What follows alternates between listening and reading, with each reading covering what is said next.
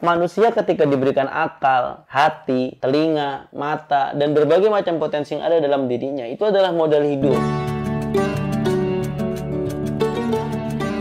Assalamualaikum warahmatullahi wabarakatuh. Daun salam pakai acar. Yang jawab salam saya doain rezekinya lancar. Setelah membahas beberapa hal, ya saya perlu juga membahas untuk menjadi tabungan juga mungkin ya buat teman-teman yang sering mempertanyakan, ada nggak sih bulan-bulan yang mulia gitu? Kita kan biasanya bulan yang paling familiar itu di telinga kita kurang lebih ada Muharram, ya, Ramadan pasti, Syawal, dan ada Rabiul Awal karena ada Maulid Nabi.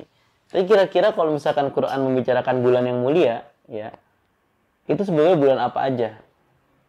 Nah, itu kita perlu tahu. Pertama, ya, dari 12 bulan yang ada, itu sebetulnya berpatok pada dua hal yang berbeda juga. Satu, perhitungannya berbasis matahari, ya, atau kita sebut kalender Syamsiah. Ada yang kedua itu perhitungannya berbasis dengan bulan, atau kita sebut dengan Qamariyah. Yang matahari itu yang kita kenal dengan hitungan Januari sampai Desember, ya, itu totalnya kurang lebih 365 hari. Kalau misalkan Qamariyah, ya, itu ya dari Muharram sampai Dzulhijjah, ya, itu hitungannya agak jauh 355 hari. Selisih 10 hari. Lalu apakah Quran berbicara tentang 12 bulan? Lalu apakah Quran berbicara tentang bulan-bulan istimewa? Nah, ini akan kita pelajari satu-satu. Pertama, di Quran surah At-Taubah ayat 36 itu jelas redaksinya inna iddatash syuhuri indallahi 12 syahran fi kitabillah. Sesungguhnya perhitungan bulan di sisi Allah itu ada 12 bulan. Yauma khalaqas samawati wal arda minha arba'atun hurum. Disitulah hari diciptakannya, ya. Yauma khalaqas samawati wal arda, diciptakannya langit dan bumi. Minha arba'atun hurum. Di antara 12 tadi, 4 bulannya itu adalah 4 bulan hurum, bulan mulia. Ya. Dzalikat dinul qayyim fala tadlimu fihinna anfusakum wa qatil musyrikina kafatan kama yuqatilukum kaffah wa'lamu annallaha ma'al muttaqin. Jadi di antara 12 bulan itu, 4 bulannya di bulan yang hurum, bulan yang mulia. Nah, kita coba maknai dulu kosakatanya pelan-pelan. Ini merujuk kepada Tafsir Munir fil Aqidah wa Syarh wal Minhaj Wahbah Zuhaili dan juga Tafsir Jalalain Asyuti. Arba'atun hurum, ya, 4 bulan yang dimuliakan itu 3 bulan yang berurut dan 1 bulan yang agak mental dikit. Yang mental sendiri itu ada Rajab, ya. Masyhur juga doanya Allahumma barik lana fi Rajaba wa Sya'bana wa ballighna Ramadana wa hassil maqasidana. Yaitu bulan Rajab, masuk bulan yang mulia. Yang ketiga itu ada Dzulqa'dah, Dzulhijjah, Muharram. Ini berurutan. Loh, kok Ramadan nggak disebut ya? Nanti dulu kita bahas satu-satu. Loh, kok Rabiul Awal nggak disebut ya? Kita bahas satu-satu. Hurum itu bermakna pengagungan, juga berarti pemuliaan. Kenapa? Karena dari sebelum Islam turun, bulan-bulan ini sudah ada tuh. Dzulqa'dah, Dzulhijjah, ya, Muharram. Itu sudah ada. Sudah ada sebelum Islam datang. Sehingga ini ditinjau dari musim.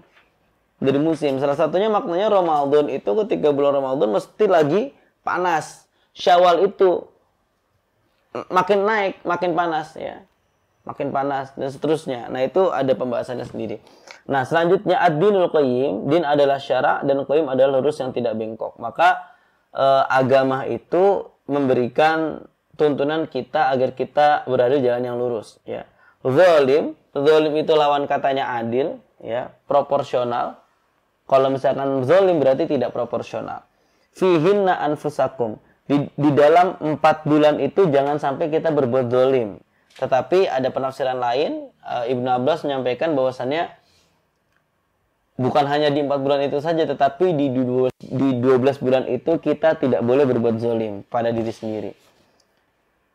Apakah habis itu kalau nggak boleh berbuat zalim sama diri sendiri kita zalim orang lain? Nggak gitu. Jadi yang dimaksudkan menzalimi diri sendiri itu gambarannya begini. Kalau teman-teman, katakan teman-teman punya rezeki 1 miliar. Teman-teman punya sahabat. Ya, sahabatnya minta tolong dimodali untuk bisnis usaha agar bisa bertahan hidup di dunia yang keras ini. Minta tolong lah. Bro, pinjemin bro 100 juta. Karena kamu punya 1 miliar, masih sisa 900 juta. Nanti juga saya ganti duitnya. Katakanlah diberikanlah modal itu 100 juta. Diberikan, bilangnya kan dia buat modal usaha. Bukannya buat beli modal usaha, dia malah beli mobil. Buat jalan-jalan, buat happy-happy gitu ya. Bukan buat usaha gitu. Gak berkaitan dengan usahanya. Kira-kira dalam pikiran teman-teman yang memodali apa? Ini orang udah dikasih, bukannya dimanfaatkan dengan baik, bukannya bersyukur gitu ya. Dan kita akan anggap dia tidak adil, tidak proporsional dalam mengalokasikan dana yang sudah kita bantu. Maka manusia ketika diberikan akal, hati, telinga, mata, dan berbagai macam potensi yang ada dalam dirinya, itu adalah modal hidup. Tujuannya apa? Illa liya'budun, menyembah pada Allah. Atau memberikan kemanfaatan pada manusia lain. Atau menjadi islah atau muslih di bumi.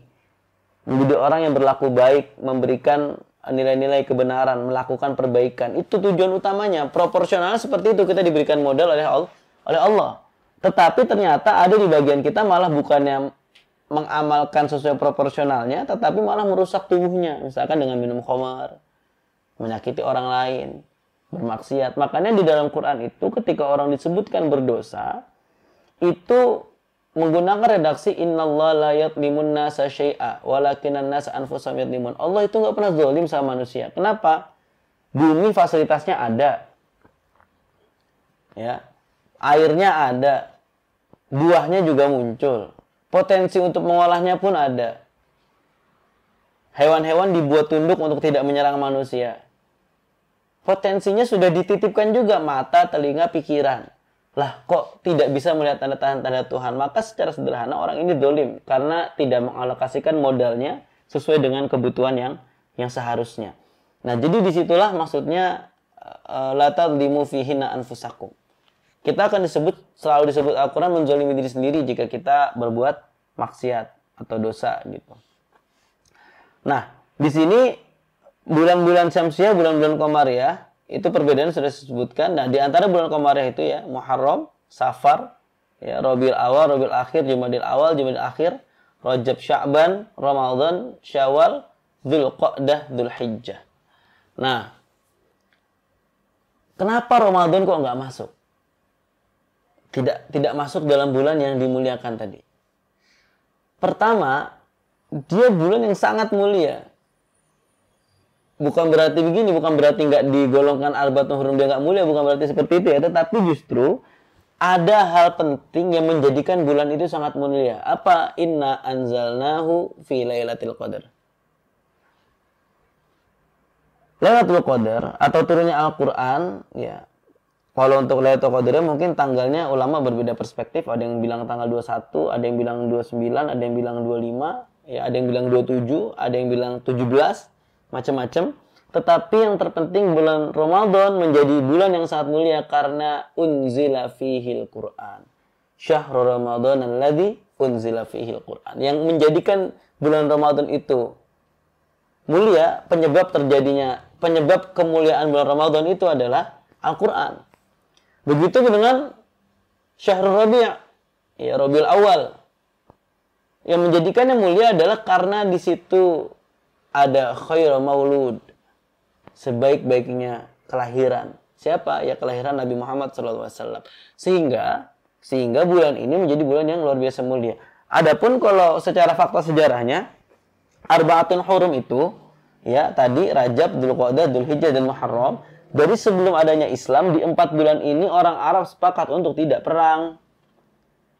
Pada 4 bulan ini diadakan gencatan senjata. Sehingga tidak ada perang di dalamnya. Maka itu dilanjutkan tradisinya oleh Islam. Selanjutnya, apa yang melatar belakangi inna iddatash syuhur indal itsna asyara syahran ya. Karena setiap kita membahas ayat mesti melihat atau meng-cross check latar belakang ayat. Ibnu Jarir mengatakan ayat ini masih berkaitan dengan keburukan kaum musyrikin yang gemar mengubah-ubah hukum Allah. Seperti menjadikan bulan Qamariyah 13 hitungan dan menggabung Muharram dengan Safar. Lalu mengharamkan apa yang haram pada bulan itu. Jadi begini. Ketika bulan Qamariyah itu ada 355 hari, ya. Itu orang musyrik itu ngubah-ngubah perhitungan. Karena mereka ini kan pedagang. Kalau misalkan pedagang, rame-ramenya itu pas di eranya Zulhijjah. Ketika orang-orang berhaji datang ke Mekah. Kadang bukan bulannya haji, pokoknya dia bikin gimana caranya Zulhijjah dulu. Atau Zulhijjahnya lebih panjang dan lain sebagainya. Sehingga itu kecurangan gitu. Kecurangan dan lain sebagainya. Nah, itu salah satu yang melatar belakangi turunnya ayat ini. Selanjutnya ya, Wahbaz Zuhaili memaparkan bahwa ketika ada bulan-bulan yang dimuliakan itu adalah hak prerogatif Allah, haknya Allah ya. Terserah Allah mau memberikan di mana saja bulan yang mulia itu. Yang kedua, tradisi bulan haram ya dipegang betul orang Arab sejak zaman Nabi Ibrahim dan Ismail. Rajab, bulan Rajab itu disebut juga Syahrul Asam atau bulan tuli. Kenapa?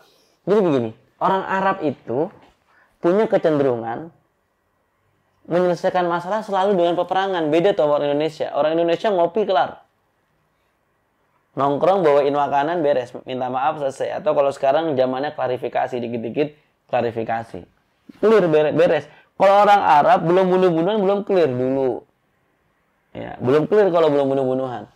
Ada misalkan kafilah kaum Ad dicolek sama misalkan kaum Aus dicolek sama Khazraj. Besok-besoknya ada orang Khazraj lewat dikeroyok sama Aus 2 orang, nggak terima, akhirnya bawa sekampung. Nah itu, jadi selalu menyelesaikan dengan peperangan. Pemicunya apa? Ya pemicunya telinga dan lisan, mendengar kabar, ya, telinga merespon lalu mengambil tindakan. Maka Syahrul Asam, bulan Rajab disebut sebagai bulan tuli. Kenapa? Setiap ada info-info yang akan mematik peperangan, mereka pura-pura tidak mendengar. Itu. Maka disebutnya sebagai bulan tuli. Mereka lagi cosplay orang-orang tuli. Supaya apa? Supaya tidak ada peperangan. Karena disepakati Rajab, Dzulqa'dah, Dzulhijjah, dan Muharram itu bulan tanpa peperangan. Makanya di sini lanjutan ayatnya innaman nasi'u ziyaratun fil kufri dzul biladina kafaru yuhilluna wa'ama. Nah itu ya. Mengakali karena bulan-bulan ini. Nah, dan itu ada juga yang mereka ketika pengen perang, tetapi di bulan-bulan haram, ya tadi dia mengubah hitungan bulan dengan berbagai macam caranya. Kira-kira seperti itu. Nah, kenapa sampai ada kecaman terhadap orang-orang yang melakukan pengunduran atau penundaan terhadap bulan-bulan haram? Ya, karena mereka punya kepentingan pribadi. Baik secara taktis perdagangan, politik, atau pribadi terganggu oleh bulan haram. Bahkan juga mensiasati pergeseran bulan haji dan lain-lain. Mereka melakukan perubahan kalender ini dengan menerapkan sistem kabisat. Dari pakar Yahudi dan Nasrani yang aplikasikannya dalam tahun Syamsiah. Nah, saya rasa ini kalau misalkan dijelaskan oleh pakar yang bisa menghitung akan lebih menarik gitu ya. Tetapi yang terpenting adalah semangat bulan haram itu adalah semangat untuk menggencat senjata, mengurangi permusuhan, dan akhirnya dilanjutkan dalam Al-Quran. Ditambah lagi ada bulan-bulan mulia yang lain seperti Ramadan. Ya. Nah di sini ada salah satu kutipan dari khutbatul wada Nabi. Sesungguhnya darah kalian, harta kalian haram atas kalian sebagaimana keharaman hari kalian ini. Pada bulan ini, di negeri kalian ini, kalian akan menemui Tuhan kalian. Dia akan bertanya pada kalian mengenai amal perbuatan kalian. Ingatlah, jangan kalian setelahku kembali menjadi orang yang sesat. Sebagian dari kalian membunuh sebagian yang lain. Ingat, apakah aku sudah sampaikan? Hendaknya kalian yang hadir menyampaikan pada yang tidak hadir. Barangkali orang yang disampaikan padanya lebih memahami daripada sebagian orang yang mendengarnya. Maksudnya di sini adalah bagaimana caranya dalam bulan haram ini mereka saling menjaga, saling memuliakan. Tidak ada lagi pertumpahan darah. Itu adalah tradisi-tradisi lama yang tidak baik untuk dilestarikan. Nah, Kira-kira itu ketika kita berbicara tentang membahas mengenai bulan haram atau bulan-bulan yang dimuliakan. Silahkan jika ada pertanyaan. Satu. Soal tadi perhitungan kalender Muslim lah. Nah, selama ini kita kenal kan terutama di bulan Ramadan lah dan bulan apa sih ya, ada Idul Fitri apa Idul Adha. Nah, ketika Idul Fitri dan Idul Adha selalu seakan-akan harus dihitung tanggal satunya itu kapan. Dari bulan lain enggak? Bulan lain enggak. Oke. Terus kemudian kita sudah sepakat nih, bisa katakan hari ini adalah tanggal 1 gitu untuk bulan pertama gitu. Tapi nextnya itu kita nggak sepakat lagi soal misal ini Ramadan tahun ini kita sepakat satu hari tanggal satunya sepakat. Tapi kan untuk tanggal 10 ketika untuk Syawalnya biasanya yang berbeda. Untuk hajinya itu nggak sepakat. Oh iya.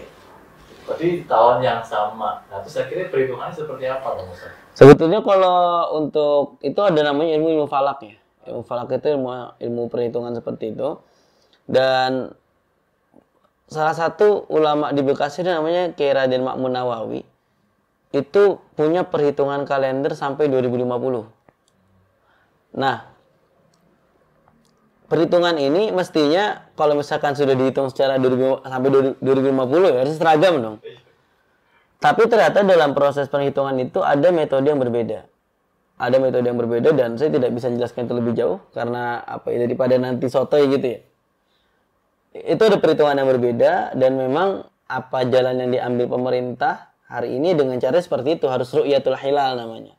Harus melihat hilal dengan indikator-indikator tertentu yang menjadikannya sah ketika ditetapkan sebagai bulan Ramadan.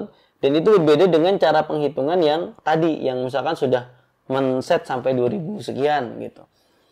Dan itu juga terjadi juga dalam waktu sholat. Misalkan kalau kita ngelihat ada kalender waktu sholat sepanjang masa. Itu kan ada tuh. Nah itu perhitungannya seperti itu. Dia sudah direka sekian waktu. Dan kira-kira sepanjang masa memang segini waktunya, tidak terlalu banyak. Berubah sisi sekitar sekian menit gitu.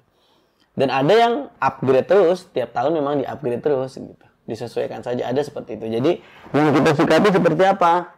Yang kita sikapi adalah satu, pertama menghargai keputusan secara umum, mengambil keputusan yang lebih baik untuk tidak mencela orang yang berbeda dengan kita. Saya rasa itu lebih menjadi poros utama gitu, karena dalam segmentasi yang kita tidak terlalu banyak tahu ilmunya tentang itu, lebih baik mendengarkan yang lebih ahli. Ya daripada kita muncul tanpa ilmu lalu cuap-cuap, ya ikut-ikut so tahu gitu. Itu saya rasa lebih baik better diem deh daripada ikut-ikut komentar sesuatu yang tidak kita kuasai gitu. Karena itu ada tanggung jawabnya juga ya. La wala taqfu ma laysa laka bi'ilm inna sam'a baswa fa'adakul ulaika kana anhu mas'ula. Jangan sok tahu gitu kata Quran. Jangan sok tahu atas sesuatu yang kita nggak punya ilmunya. Inna sam'a wal baswa fa'adakul ulaika kana anhu mas'ula. Karena pendengaran kita, penglihatan kita, kecerdasan kita itu ada tanggung jawab. Nah, jadi mungkin nanti bisa kita searching lagi, kita diskusi lagi sama ulama-ulama yang lebih punya kompetensi di bidang falak, kira-kira seperti itu.